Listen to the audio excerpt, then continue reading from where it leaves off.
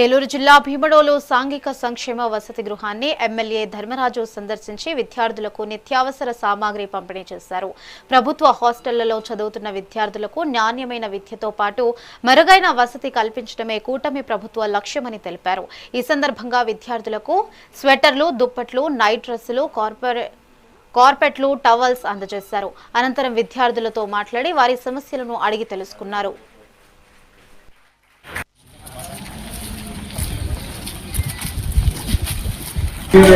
మీరు అమలు చేయకుండా ఏదైతే పెట్టుకున్నారో ధర్మరాజు గారికి నా నమస్కారం అండి.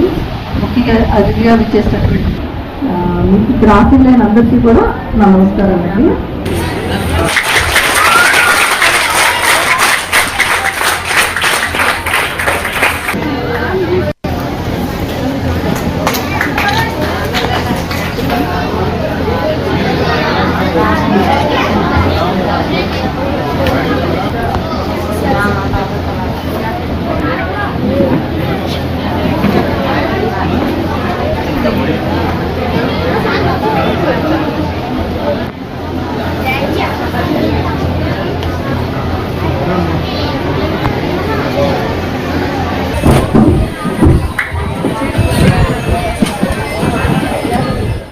మనకి ఈ కూటమి ప్రభుత్వంలో హాస్టల్ అన్నింటినీ కూడా మన నియోజకవర్గంలో 10 హాస్టల్స్ ఉంటే సుమారుగా 4 కోట్లతో వాటిలన్నింటినీ రిపేర్ చేయించడం, అలాగే వాటిని అభివృద్ధి పరచడం కూడా జరిగింది.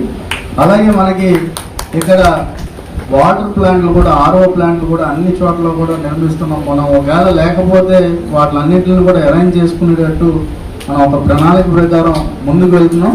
అలాగే మనకి ఇక్కడ బాలికల వసతి గృహం వచ్చేసరికి అదంతా కూడా డిస్మాంటిల్ స్టేజ్లో ఉండి దాన్ని కొత్తది నిర్మించుకోవాలి. తప్పకుండా దాన్ని కూడా ప్రభుత్వం దృష్టికి తీసుకువెళ్ళి మన మినిస్టర్ గారి దగ్గర కూడా మాట్లాడి నేను దాన్ని కూడా త్వరలోనే ఏర్పాటు చేస్తాం. దాన్ని కూడా ఆ ఫార్మాట్లో మనం ఎలా తీసుకెళ్లాలో వాటిని కూడా ఏర్పాటు చేసుకున్నాం.